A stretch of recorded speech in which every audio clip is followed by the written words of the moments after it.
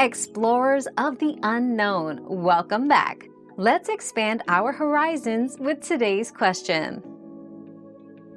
Yes, a bad wheel bearing can cause jerking in a vehicle.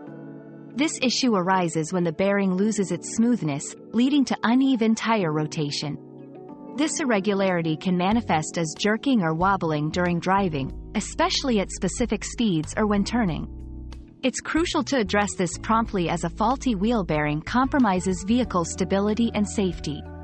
A professional inspection is recommended to confirm the issue and replace the damaged bearing to ensure smooth and safe driving. Our quest for knowledge never ends. Thanks for being part of today's discovery.